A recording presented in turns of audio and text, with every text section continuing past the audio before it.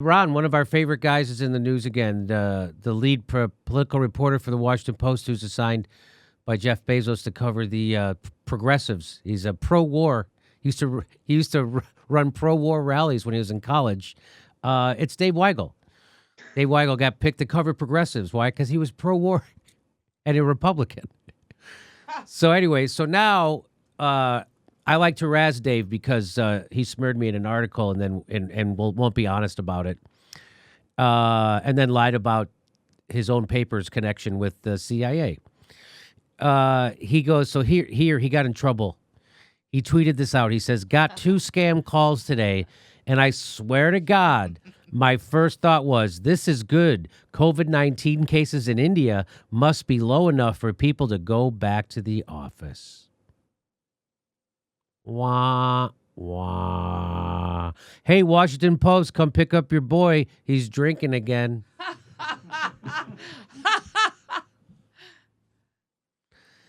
He deleted the tweet, but his credibility was deleted a long time ago. Just for the record, that dude has 600,000 followers. Why? Just for the record. Why? Because he's a Washington Post.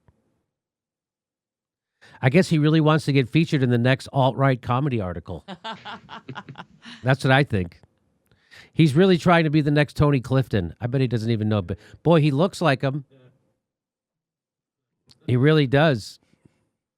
I can't believe that the pro-Iraq war guy could be so insensitive to brown people.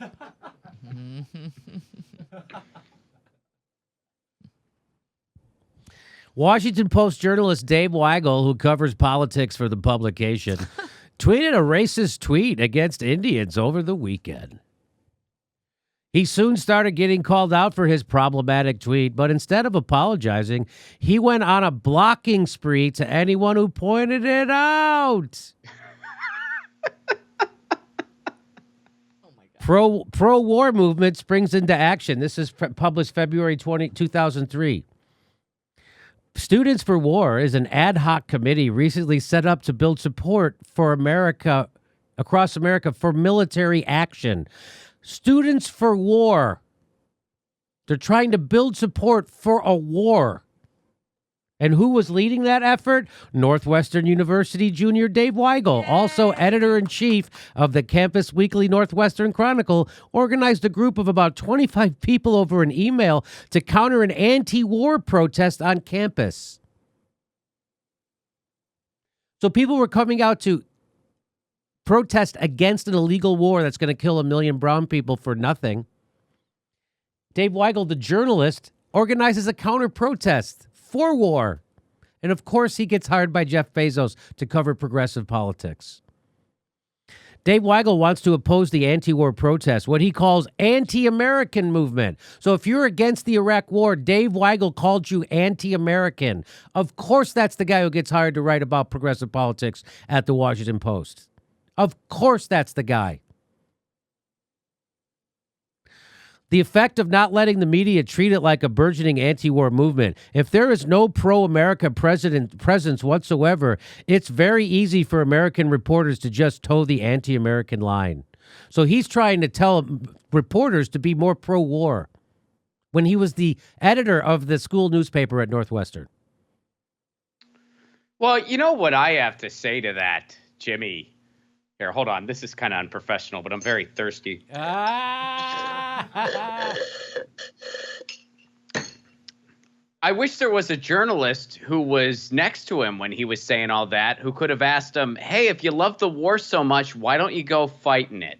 Yeah, you're of fighting age. He was in his early 20s. Why not go? You love the war so much, go fight in it. No. Because that's what we used to ask. Because, I was in college around the same time as Dave Weigel. And, I was at anti-war protests. And whenever there were the pro-war faction, we would just ask, hey, if you're so for the Iraq war, why aren't you going off and fighting in it? Because some people we know are off fighting that thing, and we want them to come home. That's why we're against the war. Yeah. Well, you got to confront that guy. And you confronted him over his horrible treatment of this show and bullshit coverage, and him denying that the owner of his paper had a $600 million deal with the CIA. He denied that, slandered, smeared, tried to gaslight people behind. So here you confront him, and I just want to show. Whenever I get a chance to show this video, there he is. Now watch how often he's thirsty. He's so nervous he can't stop drinking this drink. Dave, how are you, man? Ron Placone from the Jimmy Dore Show. Oh, hello. How are you doing today? Fine.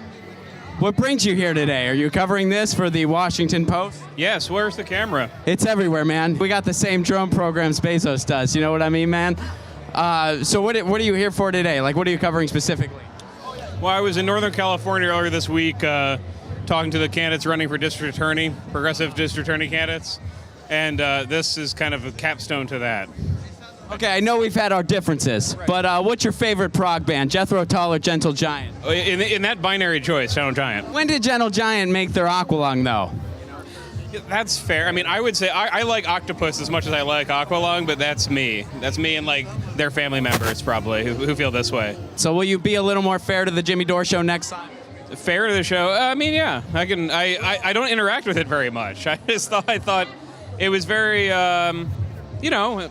I like people who show up and cover stuff, so I just felt like some of the accusations, like as somebody who works very hard to cover this beat, I was like, come on, just look at the work. Don't. Well, what specifically are you referring to?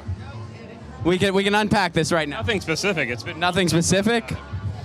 Oh, just the just attacking the ownership and all that. Like He's pretending to not know what the thing. Oh, I don't. You know, nothing's. Really, nothing.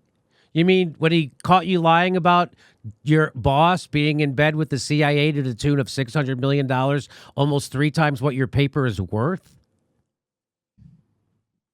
Just plow ahead. I travel. I talk to people. So I speak. Attacking the ownership of what? The Washington Post? Yeah, that whole thing.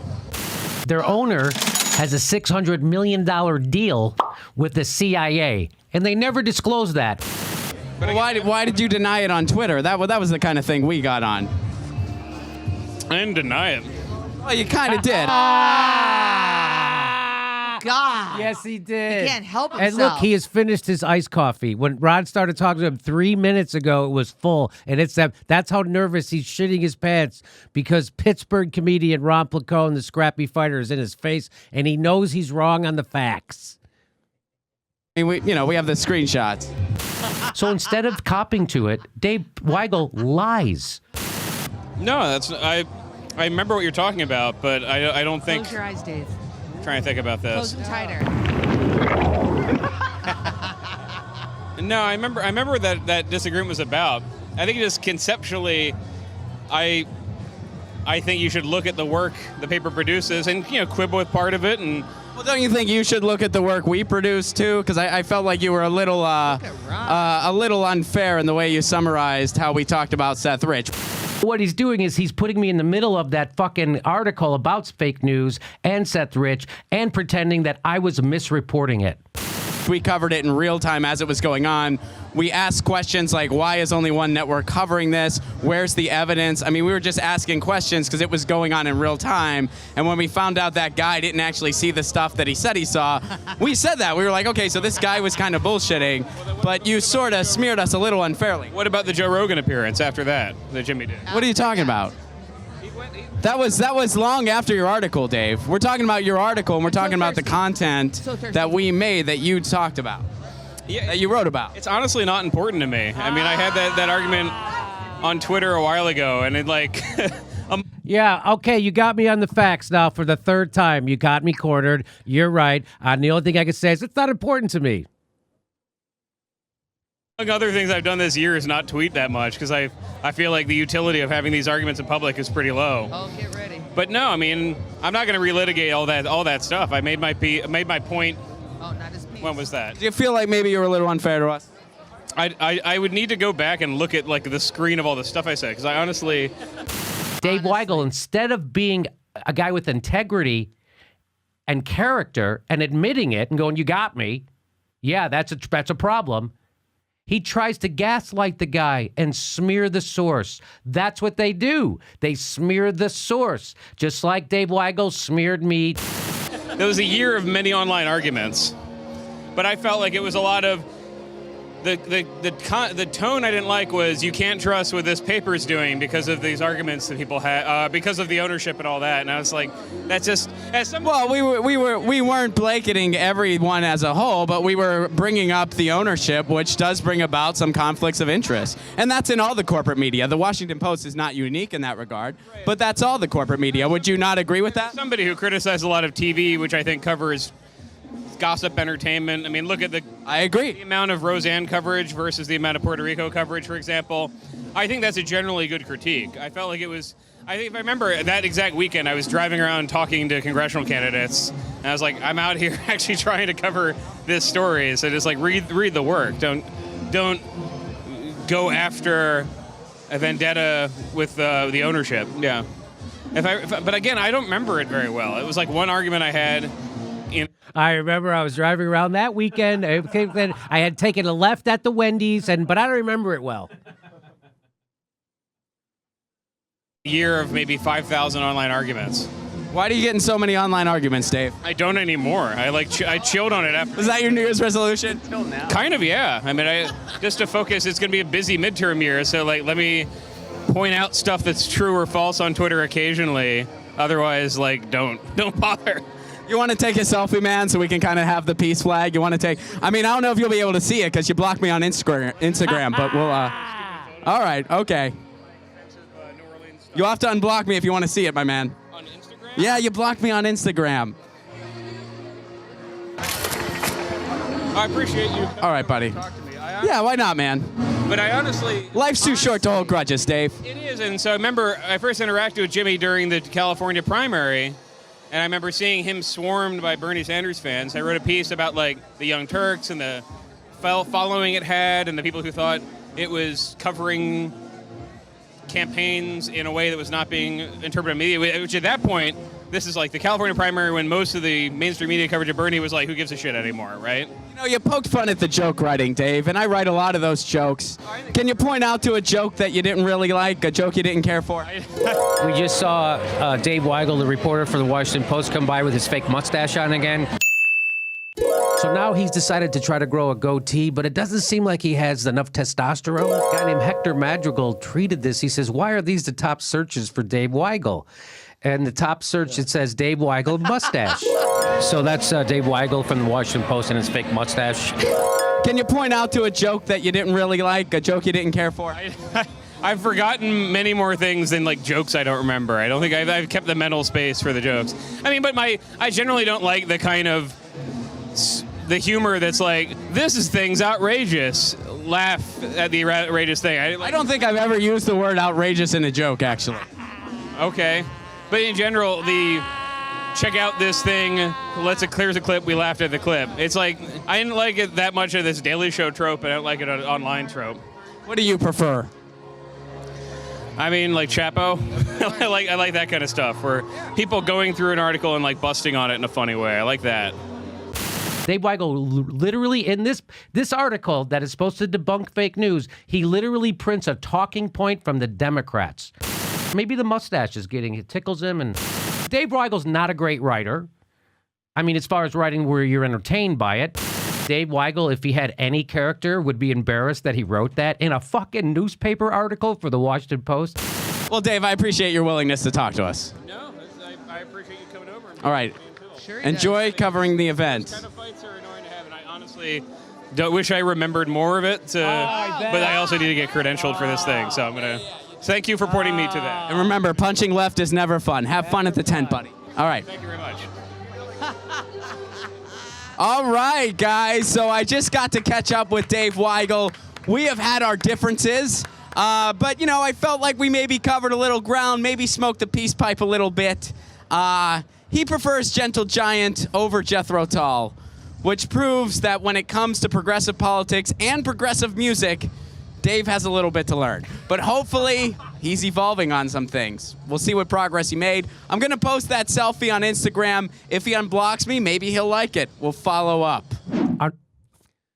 Did he unblock you on Instagram, Ron?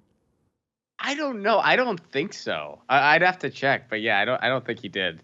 I know he hasn't blocked me on Twitter because I was able to see that tweet when he posted it. I love roasting him. He's such a transparent liar. You got every which way. He's so bad at it. Like he watches people lie for a living, politicians. You think he would be better at it. He drank a whole iced coffee with it just by talking. I don't really remember it. I don't really remember it. I don't really remember much of anything except I remember when I first met Jimmy, and I remember what he was wearing, and I remember the socks I wore that day, and I remember when he went on Joe Rogan, and then my article. But I don't remember much. I remember where I was that weekend, and I remember what I was saying when he did that, and he tweeted it, but I don't remember it. So that's the guy, that's the integrity-filled guy writing for the Washington Post about progressive politics. And now you know why journalism sucks in America. Hey, everybody, this is the part where I tell you where all our live shows are, but there aren't any. And then this is why I tell you to join our premium program and get extra content, but nobody's got a fucking job. So just enjoy the video.